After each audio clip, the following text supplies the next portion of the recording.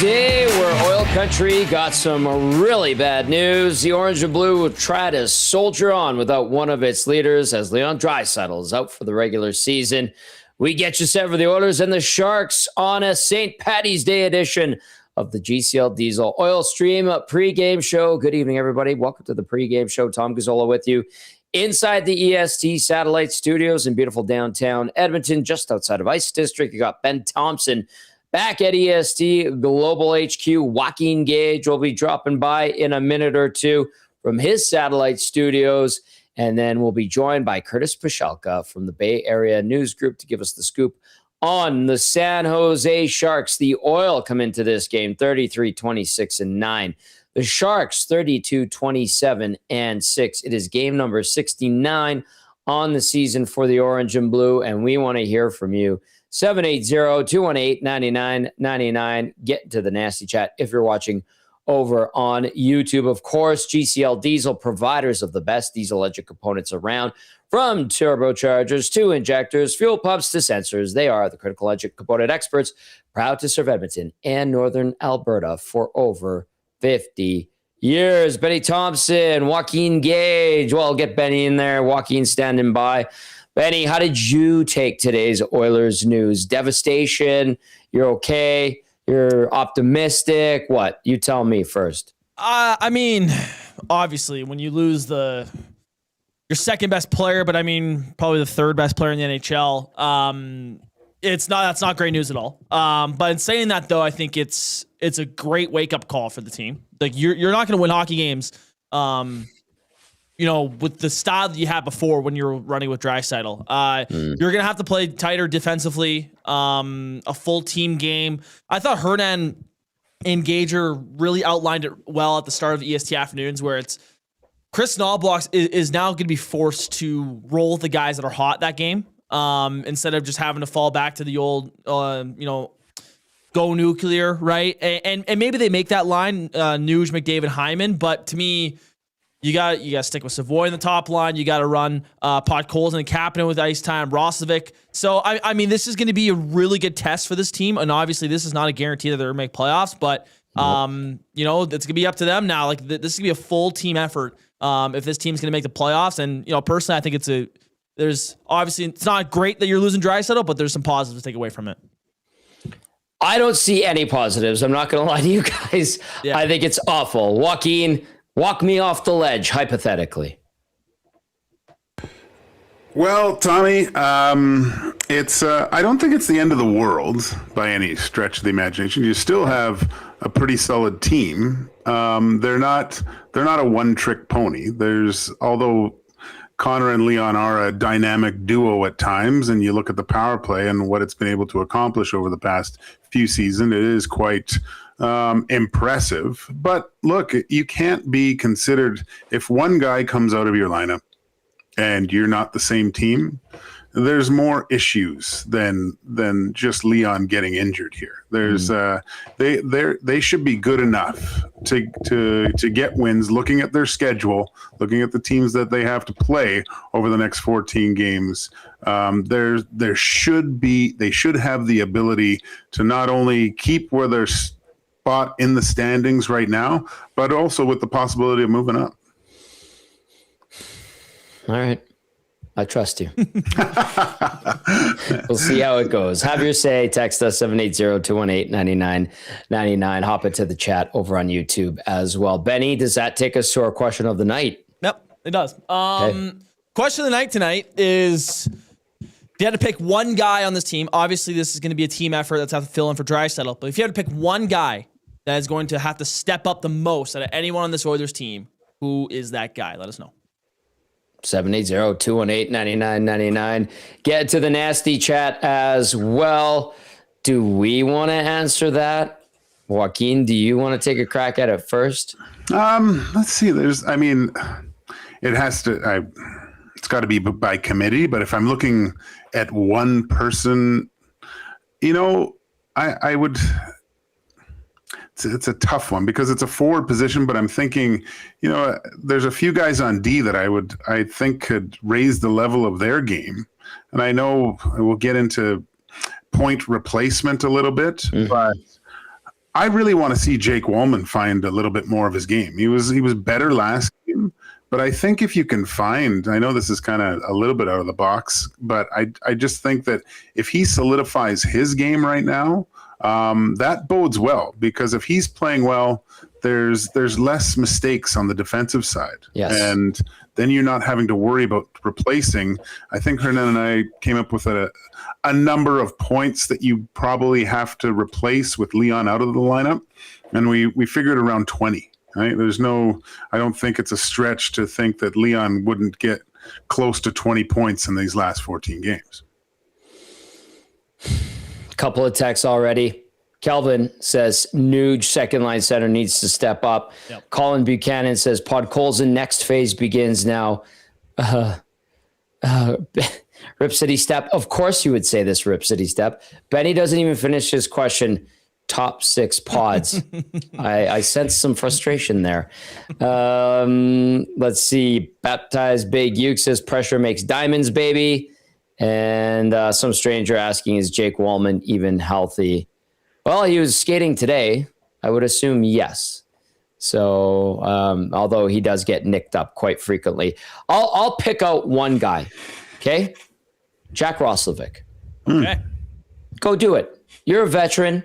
You want this opportunity. You've had these nice spurts this season. Here's a great chance. Maybe you're not going to be on power play 1. Maybe you're not going to play 23 or 24 minutes a night, but a big key offensive guy is out. Now, Leon touches a lot of areas of the game, obviously, but I would look at this and say there's a bunch of minutes available. You're a veteran guy. Go take it. Go show some leadership. Work for that next contract, whatever you're negotiating. If you're even still negotiating with the Oilers, go show them why you deserve more than 4x4 or whatever it was at last. So I'm looking at him going, here's your chance, man. Here's your chance. I know you're not a centerman, but there's going to be a lot of minutes that are up for grabs, and he can go and take a bunch of them and use them, hopefully in a positive way. So I go to Jack Roslovic. Go do it. That's just me. Benny, do you want to answer your own question? Yeah, I mean, when I was thinking about it in the office, to me, I think this is a fantastic opportunity for Ryan Nugent-Hopkins to run his own line. And I think they were already kind of planning on that with, Savoy's success with McDavid, and I think they wanted to spread out the wealth a little bit. And I mean, obviously you're losing Draisaitl, so I think it's even more prevalent that Ryan Nugent-Hopkins steps up here in a big way. It looks like he's going to be on a line with Dickinson and Roslovic. I mean, I've liked what Dickinson's provided, and Roslovic has a streak, so I believe in that line. I think it can do well, but I think Ryan Nugent-Hopkins has to be a huge play driver for this team with the absence of Leon Draisaitl. And I mean, he's having a pretty good year so far. I mean, I remember the start where the Oilers were brutal, and he was like one of the only shining stars on this team. It's cooled down a little bit since, but I could see Nuge getting back to that level, and I think he needs to if this team wants to have success down the stretch here before playoffs. All right. Have your say. Well said, Benny. Text us 780-218-9999. Hop into the nasty chat as well. And then Shaggy says, Tommy looks like he missed last call at Kelly's with Draisaitl out for the rest of the year. I'll get there tonight, Shaggy. Yeah. I'll get there tonight. Okay. Let's go. Tommy's usually not around for last call. I am not even going to respond to that, Joaquin. Let's go to starting lineups for the Oilers tonight. Here's what we're expecting. McDavid between Savoy and Hyman. Savoy, as you saw on our post earlier on our social media, 9 points in his last 10 games. Very encouraging. And hopefully he continues to play well on that left side on the top line. Dickinson between Nugent-Hopkins and Roslovic. You've got Szymanski between Podkolzin and Kapanen, and then Henrique centering Jones and Frederick. On defense, Ekholm with Bouchard, Nurse with Murphy, Wallman with Stasny. Out tonight for the Oil, obviously, guys who are injured. I'll save those for the Sather Reed Medicine Injury Report. Let's go to the San Jose Sharks now. Here's what we're expecting. Macklin Celebrini between Colin Graff and Will Smith. Michael Miza with William Eklund and Tyler Toffoli. That Eklund goal against Boston was unbelievably sick, and it still blows my mind. What a goal that was. Alex Wenberg expected to return to the lineup. He's been nicked up lately. If he does go, he'll be between Pavel Regenda and Kiefer Sherwood. Then you've got Adam Gaudette with Barclay Goodrow and Zach Stapchuk. On defense for San Jose, Dmitry Orlov with former Oiler John Klingberg. Mario Ferraro with Nick Leddy and Sam Dickinson with another former Oiler and Vinny Desharnais. It's anticipated Shaq Mukamadulin and Philip Kurashev will be the odd men out for the Sharks. Your starting goalies for tonight, 28-year-old Connor Ingram, 10-6-2 on the season, 270 goals against average, 895 save percentage, 1 shutout in 28 games this season. Ingram versus San Jose, not bad at all.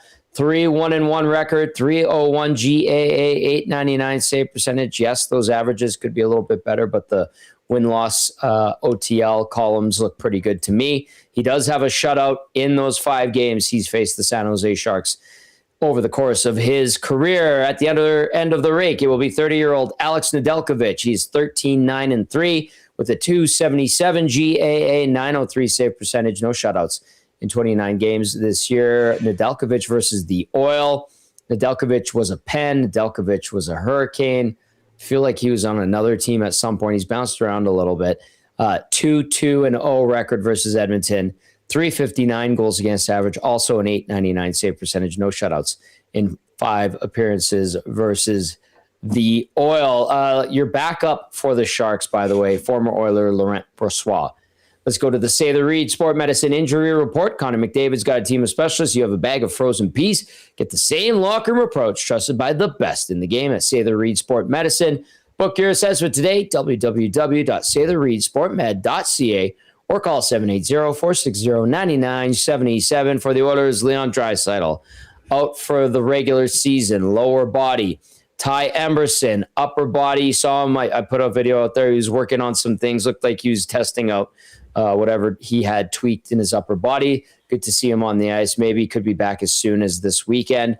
Colton Dock, upper body. Curtis Lazar, IR arm. Matthias Janmark, LTIR, shoulder. As for the Sharks, Igor Chernyshov, upper body. Yaroslav Askarov, like I outlined, lower body. And Ty Dellandrea, IR, lower body. That is your Say the Reed Medicine Injury Report.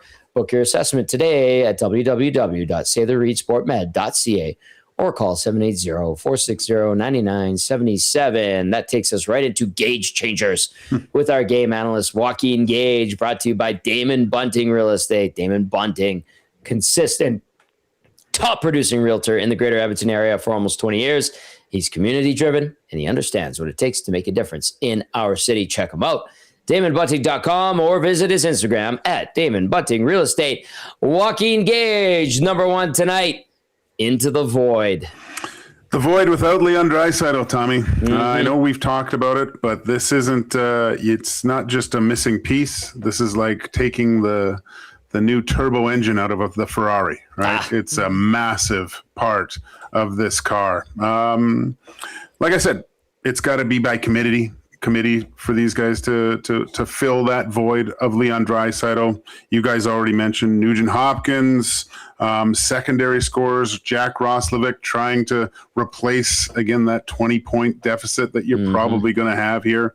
But look, it's the message. If you were in the dressing room tonight, the message would be like, no one replaces him. It's we replace Leon by committee, everyone just a little bit more. And I think if they do that, not only will they be a playoff team, which I think we all think they are, but again, there's opportunities here to just possibly move up in the standings. You look puzzled, Benny. Tell us why. No, I for sure. I wonder if I'm saying this is a big if the scoring doesn't get made up, and it won't fully, but do we have time? Like, do you guys have time for Ike Howard or Hudson being called up from Bakersfield to try to fill that void a little bit? Because, I mean, Max Jones, fantastic role player and could play a great fourth line role and be physical and provide some energy, but he's not putting up points, right? Like, or at least you don't expect him to. Could you guys see Howard or Hudson being a replacement a little bit for these final 14 games here? Gage, I'll defer to you there. I think those guys are kind of break glass in case of emergency, Benny. You have to see what you want. They have some proven players that have scored in the league already. I do think I looked today, and there was 8 players on the Edmonton Oilers with double digits in goals already. You're going to have to get that. There's a few guys that'll probably need to get to 20 here, I think, to equal a few wins. But I think you've got the right stuff here. Now, saying that, if we're 7 games in with 7 games left and they're not scoring at a good clip, you might see one of those guys. I would hate to see it, because then you're thrusting these young players that are finding their way in the professional game to all of a sudden be part of a playoff push and be counted on to increase the offense for the team, which you don't want to see that role thrust upon young players. You saw that through the decade of darkness. It did not work. Once you have some insulation, not unlike what we're seeing with young Matt Savoy, right? He's been insulated. He's had the ability to kind of learn on the fly a little bit, but not have the pressure of having to go out there and have 2 points a night. Yeah. And now you see a player with a lot of confidence looking for offense, not only just trying to survive. And if it gets to that point, I understand it, but I really hope it doesn't get to that point, because it hasn't worked in the past. I'm open to that concept, idea, possibility. I have my hesitation with putting a lot of confidence behind it. Yeah. And Joaquin kind of outlined a lot of my concerns if that were to happen. Yeah. And the other thing too, I'll throw in, this is a tough fan base to win over. This is a difficult juncture in Oilers hockey that if you throw those guys in and put blame on them, how do they handle it? That'd be an interesting experiment. But I overall, I don't think I like their chances with that situation.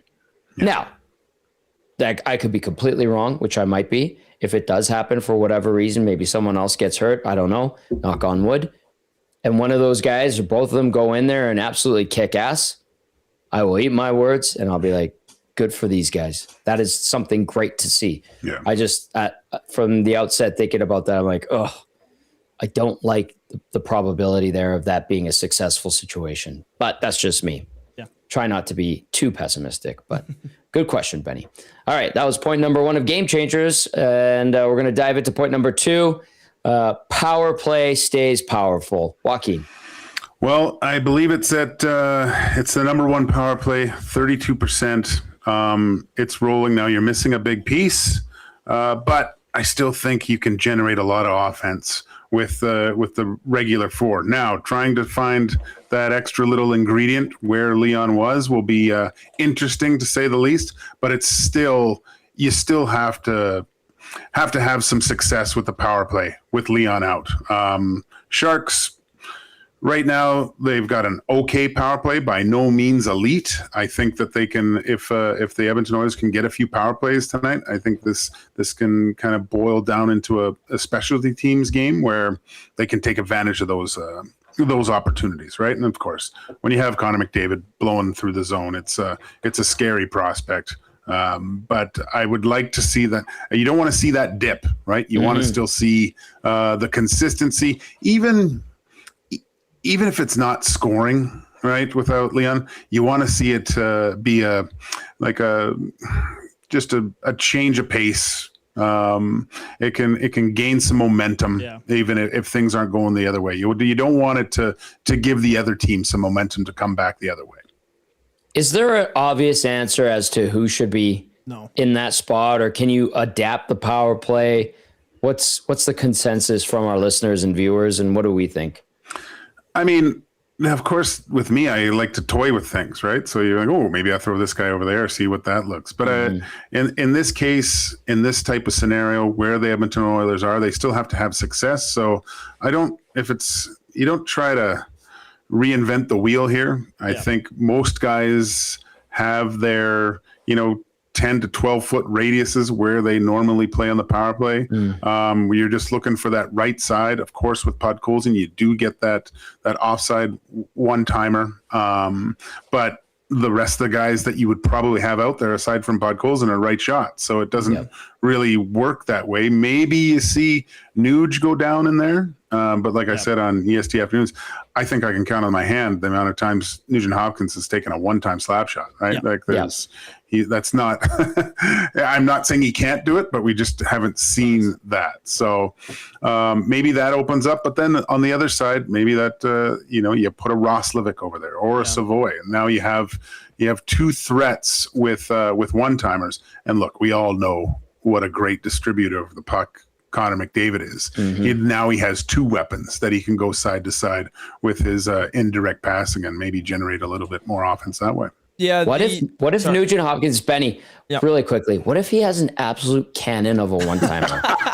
just sorry. As a pull it out when you really need it. That's funny.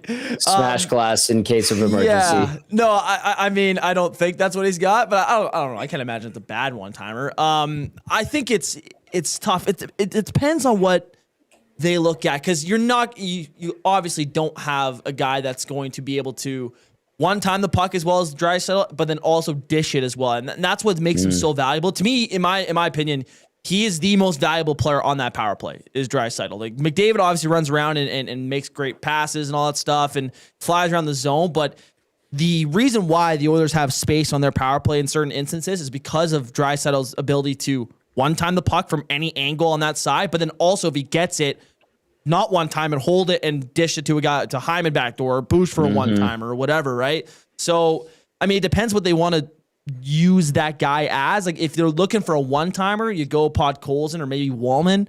But if you're looking for a guy that can dish the puck well and be good with the puck on his stick, Roslovic, Savoy, or some guys that jump off the top of my head. I'd imagine if they're going to use someone like Roslovic or Savoy, they push Nuge to that side, like Gage was saying, and they go Savoy or Roslovic as the bumper.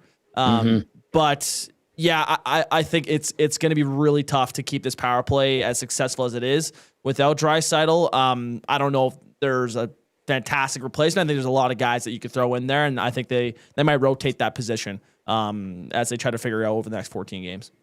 We'll see what kind of deployment Chris Knobloch and the coaching staff utilize on the power play. Real quick refresher on special teams. Edmonton's still first in the NHL on the power play, 31.9%. And then on the PK, 26th in the NHL, 77.2%. And then San Jose, very consistent, 18th on the power play, 18th on the PK. So decent, but not great special teams for the San Jose Sharks. All right, this is Game Changers with Joaquin Gage. And when he's on, we call them Gage Changers. They're brought to you by Damon Bunting Real Estate.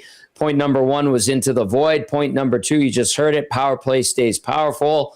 Point number 3, I was wondering if you wrote this as a play on word. I don't know. Or maybe you're hungry. This is not a track meet. And you wrote it meat as in the delicious protein food. Yeah. Today might have been, I meant track meat, but I don't know how I wrote it. I know. But like you guys were talking about hot dogs and hamburgers on your show. I was like, cooking dinner while I was doing it, Tommy. So maybe subliminally I wrote meat. Meat. Good stuff. So this series there's been some goals scored already, like 4-3 in OT. 5-4, I believe the last game was. So lots of goals scored. This game, to me, I think they're important. It's an important game for both teams, but I think it's a lot more important for the San Jose Sharks because their playoff hopes are dwindling, right? And I think what we've seen with the Edmonton Oilers for the majority of the last 4 to 5 games is a little bit more discipline on the defensive side, the willingness to be in the 0-0 games, right? And sometimes when you can being comfortable with the uncomfortable, and with a younger team like the San Jose Sharks, they might be a little overzealous. So we got to score. We got to get the lead here, and that might be costly. Start to make some mistakes. I think if the Oilers just play a structured defensive style that what we've seen for I'd say a good almost 5 and a bit periods over the last few games. Yeah, I think they can wear down the San Jose Sharks and kind of take their will away from this young team and just take advantages of maybe some immature mistakes at that time. Now, like they are a good team and they do take advantage. We saw what they did in the Shark Tank, right? Yep. But if they have a little bit more defensive-minded play, which they're going to have without Leon, you can't really look to outscore your problems. I think the focus on defense is big. Don't get into the track meet, keep it low scoring, and I think you'll have a lot more success against a team that really wants to just get on their horse and go. San Jose, if everything goes according to plan for them tonight, a regulation win, the Kraken falling to Tampa, the Kings being idle, they could be in wild card 2 by the end of the night. So you're right. They're in a big dogfight here, and they're looking for a couple of points here. And listen, out of all the teams that are in the hunt for a playoff spot, I'll include Nashville, even though they're 4 points back of wild card 2. The Sharks are a -25 goal diff.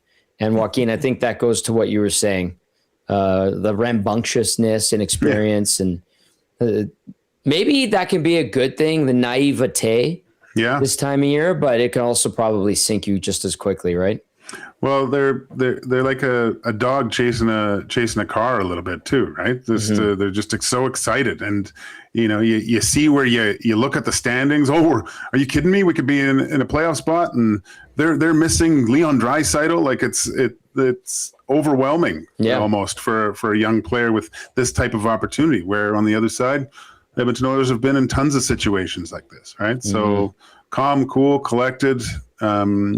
Play the game by numbers, take it down easily. Well, maybe not easily, but I think you might be able to take advantage of just an overzealous San Jose Sharks team playing a little bit ahead of themselves.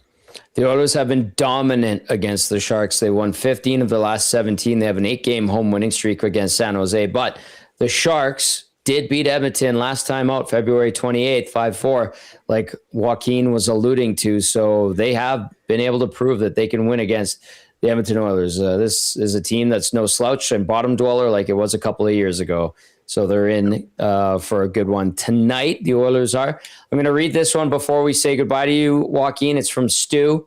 Stu says, Nuge is about to go full-on angry dad mode and help Connor carry the Oil into the playoffs. I think if the Oilers can continue their strong defensive play, they can still win the division without Draisaitl. His scoring is missed, but you don't need to score 5 a night if the defense is tight. What is angry dad mode? Can you tell me about this? Well, I think his kids are too young for angry dad mode. That's they're young and cute and they do cute things. When they're older, that's when you want to rip someone's face off. So, yeah, but who knows? Maybe one was a little colicky and fussy getting down to bed, and Nuge had to sit in the rocker with the milk or what have you and try to feed. That could cause a little bit of anguish, but I don't think so. It's There's nothing like the smell of a fresh bebe, like you'd say, Tommy. Excellent use of fresh bebe. I think I activated angry dad mode in my father many times. I bet you did. I bet all the Gazzola boys did. Yeah. Poor Reno, man. Poor Reno. Gager, great stuff on Gage Changers, brought to you by Damon Bunting. Damon Bunting now with the agency. We'll see you on the post-game show, my friend. Sounds good, bud. There you go. There's Joaquin Gage, our game analyst, bringing us Gage Changers whenever he's on. We switch it for him because that's how much we like him. Let's get to your game day odds check before we get to Curtis Pashelka. Your game day odds check brought to you by Play Alberta, presenting sponsor of Edmonton Sports Talk, our fine station. When you play in Alberta, it stays in Alberta, safe and secure. The revenue generated from Play Alberta is redirected into Alberta's General Revenue Fund, which is used to support programs and services that Albertans rely on every day. Your money line, Edmonton, -172. San Jose, +147. The over-under set at 6.5, of course.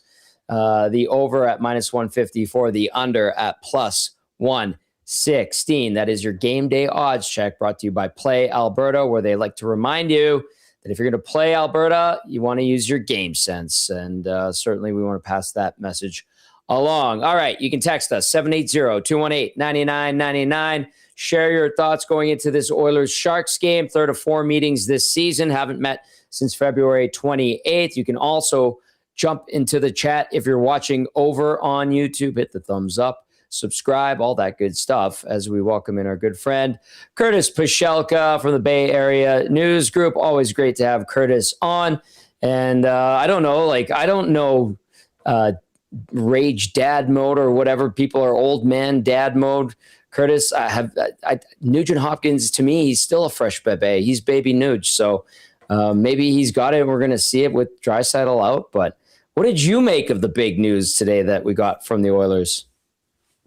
Well, certainly, unexpected. I didn't get a chance to see the game when it happened or the hit when it happened. But obviously, when a guy like Leon Draisaitl has to leave the game and isn't able to return, it's pretty serious. So, it's obviously a big loss for the Oilers. They haven't played a lot, I guess, without Leon over the course of his career. But so this is kind of an interesting test for the team to see how they kind of respond without having one of their leaders here. So, and from the Sharks' perspective here, I mean, obviously Leon's been a Shark killer over the years. So, we'll see. I mean, this is a huge game tonight for both teams, an opportunity for the Sharks to close the gap a little bit on the Oilers and other teams in the division. And like you said, they've got another meeting too after this one. So, certainly an interesting development for the Oilers and for the Sharks, I guess. Yeah, Draisaitl, 43 points in 38 career games versus San Jose. All right, let's dive into this one from a Sharks perspective, Curtis. 5-2-2 in the last 9, 2-2 on this 5-game road trip, which concludes tonight. How has this team performed as it tries to chase down a playoff spot? Are you seeing the inexperience on some nights, or does the rambunctiousness and excitement actually kind of spur them on? Yeah, you do see a little bit of that inconsistency overall. I mean, they have been really good, generally speaking, since the Olympic break. I think they're 5-3-2 in that time, like you said, but there are times where you see a little bit of the inexperience, particularly guys like Sam Dickinson's having a little bit. Sometimes he has great games, and sometimes he struggles a little bit. That's to be expected maybe for a 19-year-old player, but then. You've got other nights, obviously, with guys like Macklin Celebrini completely take over, like he did in that game against the Montreal Canadiens on Saturday night. That was obviously an impressive night for him. And that line with Will Smith and Colin Graff, and then you've got some other guys chipping in. What the Sharks needed to do on this trip, and basically maybe for the rest of the season, is just to prove that they can win games, even if Macklin Celebrini isn't necessarily at his best. And isn't chipping in 2, 3, 4 points kind of thing. That's kind of what the Sharks need to prove here is they try to lock down to bring a playoff spot for the first time, since 2019. Is just to show that, they have some depth and get some scoring, balance in that lineup. Mm-hmm. So that's gonna be key for them, along with obviously keeping the puck out of their net and getting some consistent goaltending too. Now, supporting the young guys, Smith, Celebrini, with some of that secondary scoring. Alex Wenberg's name came up today. I know Drew Remenda talked about him a little bit.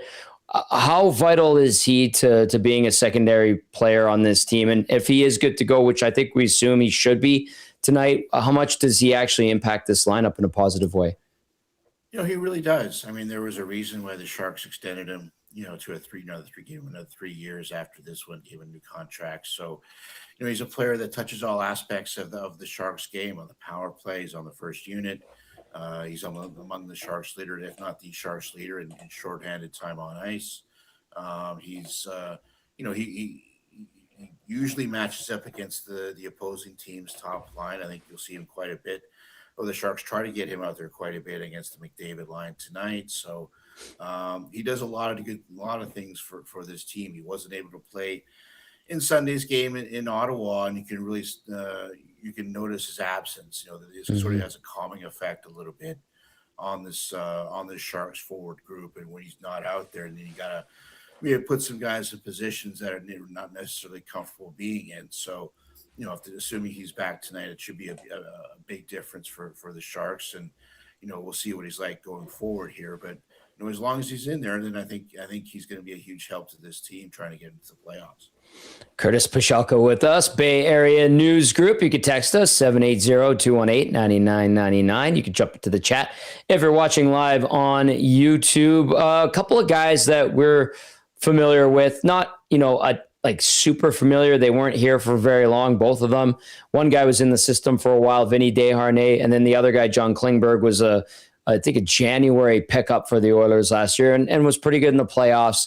Little shaky getting going in his early tenure in Edmonton. But how have those two guys helped the Sharks back end, in your opinion? Well, I think Desharnais has been a real pleasant surprise for the Sharks. We weren't sure what to make of his addition to the team when the Sharks acquired him from the Penguins, towards the end of last season. But he's come in. He's been a real big help to Sam Dickinson on that third defense pair. He's been proven to be a very good penalty killer for the Sharks. And the Sharks, obviously his size, kind of the snarl he brings to that back end too. That's obviously a good thing from the Sharks' perspective to have all those ingredients. And I certainly wouldn't be surprised if the Sharks decide to extend him past this season as a UFA this summer, but seems to check a lot of boxes for that team. A guy like Klingberg certainly went through some inconsistencies through the start of the season. Like you mentioned, he was, he's coming off that, first full season after that hip surgery. Double hip surgery he had, almost a year and a half ago or so. So he was a little inconsistent at start. I think he was maybe trying to do it a little bit too much at times. The old saying that another former Sharks coach used to say when we're talking about Erik Karlsson, don't try to hit a home run every time you're on the ice. Try to hit a few more singles. It will be okay. And I think Klingberg was trying to do a little bit too much at times in terms of trying to generate offense for this team, and resulted in some turnovers and some giveaways, that kind of thing. But I think generally speaking, over the last few weeks, maybe even last couple of months, John Klingberg has been a little bit more consistent in terms of what he brings in the top for the Sharks lineup, and I think he'll be paired with Dmitry Orlov tonight on that top pair. So he's another guy that needs to really play well down the stretch for the Sharks. And I'm curious, like, how those two have contributed to the Sharks, and then I also want to ask about. I brought it up earlier on the show. It's the Sharks minus 25 goal diff. To you, is that indicative of the team's defensive play as opposed to how much offense it can generate? Like, why are they so stacked in the goal differential on the wrong side of it? I think it has more to do with their defense. I think they're I forget, last time I checked, we're second or third to last in the league in goals allowed per game. That some of it has to do with the goaltending. A lot of it has to do with some of the mistakes they've made on the back end, and I don't think the forwards get totally absolved on that front either. So so I think a lot of it, that goal differential, really has to do with the defensive end. Certainly the Sharks could use a bit more scoring, especially from guys that maybe have been in the league a little while, and you kind of think they're going to contribute more than maybe they have this year. I don't know if that's fair or not, but I think that more has to do with the defensive end, and I think the Sharks, that's priority number one for this team, is just trying to cut down the goals against. All right. I wanted to ask you about the way the Sharks play at home compared to on the road. At home, 17-10-5, home cooking, all that good stuff. You're in your own locker room. It's very comfortable, obviously. And then 15-17-1 on the road. Is there a noticeable difference in how they play at home compared to on the road from what you've seen? Yeah, I think the Sharks, tend to start faster at home. They, typically, so like a lot of home teams get fired up by the home crowd and come out flying quite a bit. And when they score first, they've got a pretty good record. Whereas I think on the road, I think they've been guilty of maybe sitting back a little bit too much, waiting for the game to come to them, and maybe try to counterpunch in some ways. But I think when the Sharks have success, you'll notice it. Maybe tonight is that the first 5-10 minutes. Are they on their toes? Are they making plays? Are they creating their chances off the forecheck? Or are they sitting back and having to play in their own end a little bit too much? That's kind of a telltale sign of whether or not the Sharks team is going to have a good night, is whether or not they're able to establish a forecheck and create scoring chances off of that. So I think a lot of it, sometimes that they're a little bit more guilty of not doing that enough on the road, is trying to create that counter forecheck. But I think on the home, generally speaking, they've had a pretty good time doing that. Yeah, 28-3 are the Sharks when scoring first, but the Oilers like to give up the first goal, especially lately. Sometimes on the first shot, Curtis. Sometimes on the first shot, they tend to do that. Yeah. So anyway, all right. A couple more for you. Curtis Pashelka, Bay Area News Group, joining us now, getting us set for the Oilers and the Sharks. The Western Conference playoff picture. We know the Central is a juggernaut of those three top teams. And then now the Utah Mammoth have made a nice little run here. And then we're looking at the Pacific, and it's the Turtle Derby, as some people are calling it. But how do you see this all playing out in the Pacific? Do you see the Sharks sneaking their way into the playoff picture here? Yeah, they certainly give themselves a chance. I mean, you break down kind of their remaining schedule, and it's not necessarily sort of a murderer's row of teams. And they've got a lot of teams that are, kind of maybe on the cusp of a playoff spot. Like, you've got 3 games against Nashville. Mm-hmm.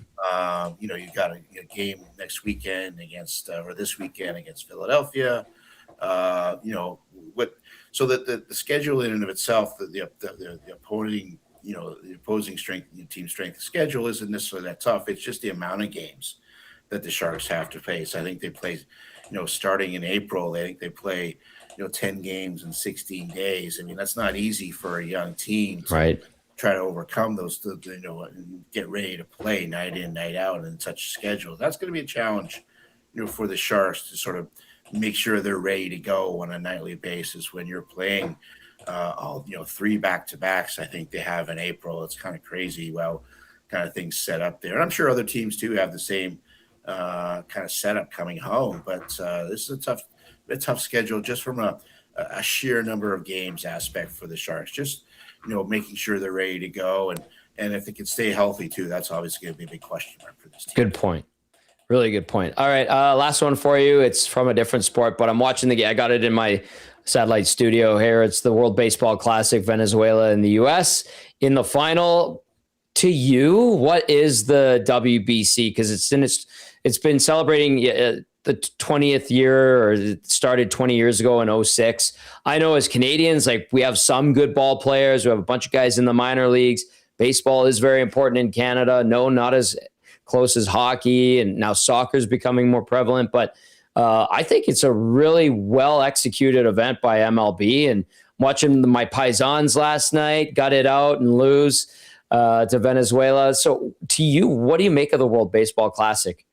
When I've had a chance to watch, it's been really entertaining. Seeing, like you said, the Italian team kind of do what it did there throughout the round robin, and just kind of coming out of nowhere really to sort of play as well as they had and shock the American team too. And you certainly expect some other countries like Venezuela, the Dominican Republic to play well. I think Canada. I watched that Canadian-U.S. game, and Canada had, I think, runners on second and third with no outs and down by 2 runs. You're thinking, oh boy, they're one hit away here from pulling off a huge upset. But it's been entertaining. I think it's, if you remember correctly, I think it was the last World Baseball Classic, the final between the Americans and the Japanese, that really spurred the NHL to do something. I think Connor McDavid came out and said, "Hey, I just watched this great showdown between Ohtani and Trout. That was awesome. We haven't had a best on best in 10 years at that point." So that kind of really spurred, I think, the NHL to get its act together and get a best on best in the form of a 4 nations just leading into the Olympics too. So I think from that aspect, it's been great for sports. It's great for baseball. It's a nice way to lead into the opening day and the regular season. You start to get familiar again with all the great players around Major League Baseball. So it's entertaining. I'm sure tonight's game is going to be fun too. Obviously, we'll be watching the Sharks instead, but we'll see what happens in the other game, the Americans and the Venezuelans, I believe it is. Yep. No score yet. Top of 3, no out. Long live the legend of Stubby Clapp, who's a Canadian. Yeah. Memphis Redbird. He'd come up here and play against the Edmonton Trappers, and I'd look at my dad. I'm like, there's no way his name's Stubby. And he's like, no, it's not Stubby. That's just his nickname. But anyway, love that. Curtis, this has been great as always. Thanks for the time. We appreciate it. Enjoy Venezuela, USA, and enjoy the Sharks and Oilers game. Thank you, my friend. Will do, Tom. Thank you. That is Curtis Pashalka. Always great to have him on. Bay Area News Group. He's been covering the Sharks for a long time, knows exactly what's going on with them. He's seen some good playoff runs for the Sharks. He's seen some tough times in recent years for them, and I always appreciate him giving us the green light to bring him on the show. So good stuff there from Curtis Pashalka. Yeah, I'm watching this game.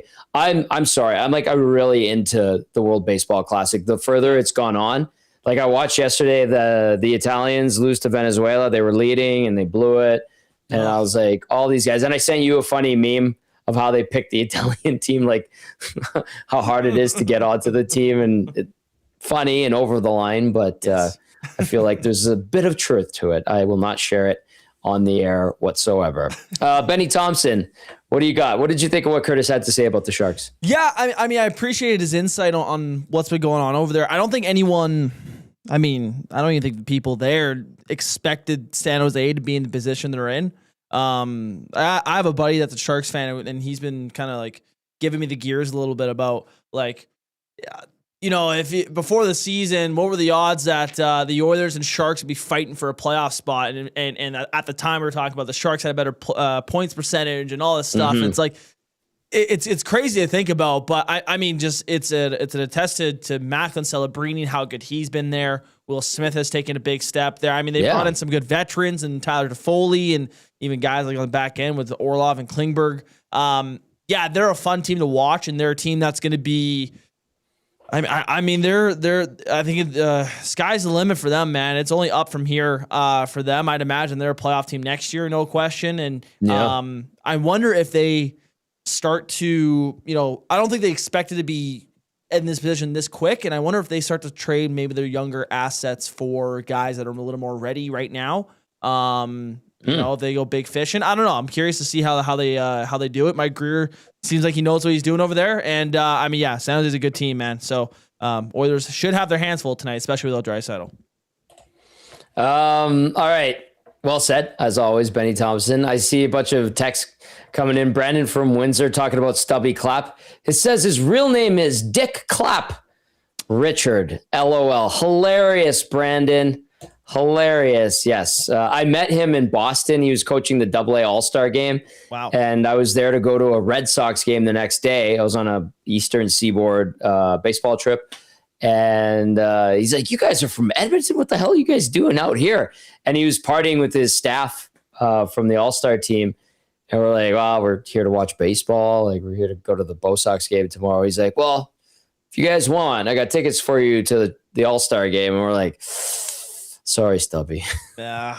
Appreciate it, man. But we're going to the Red Sox game. And then he was, I think, the third base coach for Canada at this World Baseball Classic.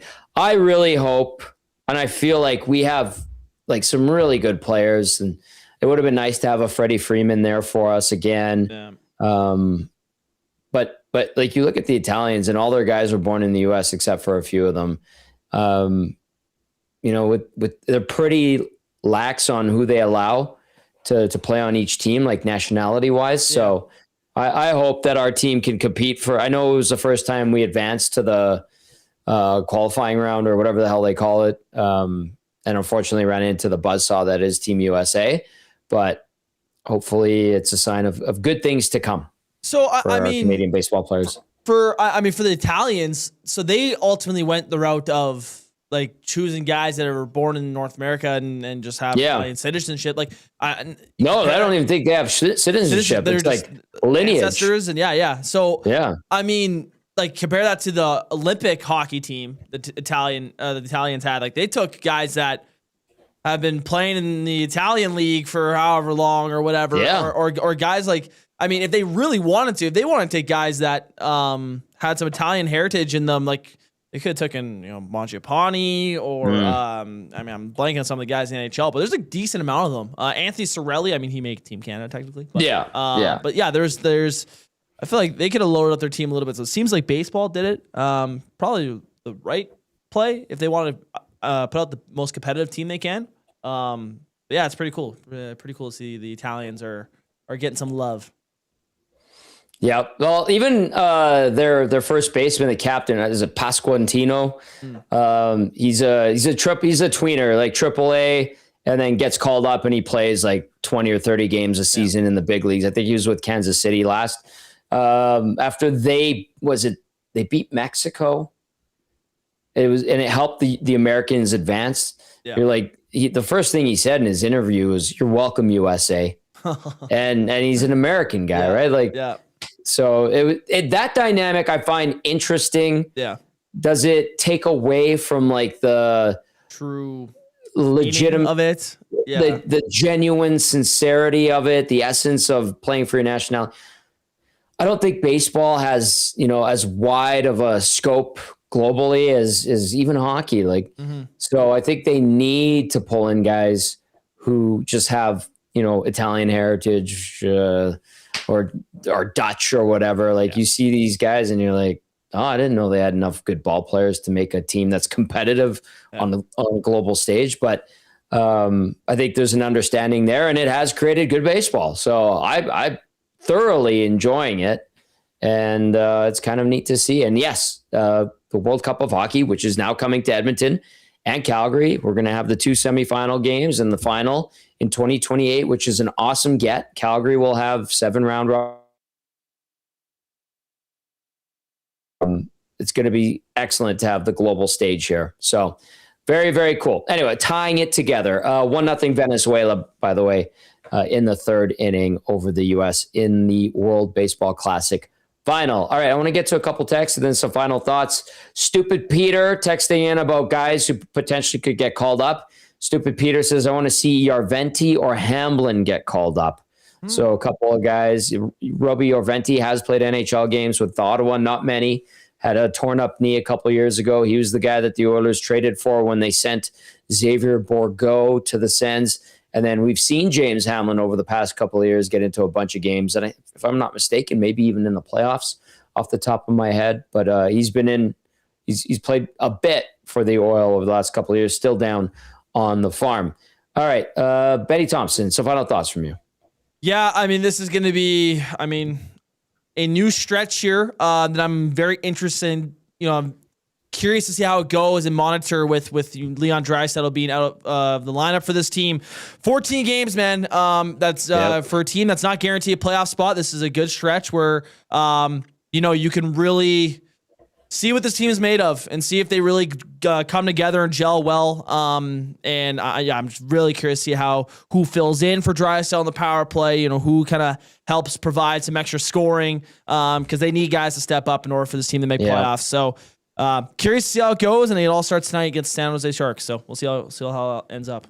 You've got some veteran players who will have to eat up some minutes, and hopefully that motivates them to play hard and play well and have some success and get some points offensively, obviously. And then the responsible defensive play continues, and we'll see if this team can continue to work on its goals against. You got Connor Ingram in goal for the Oilers.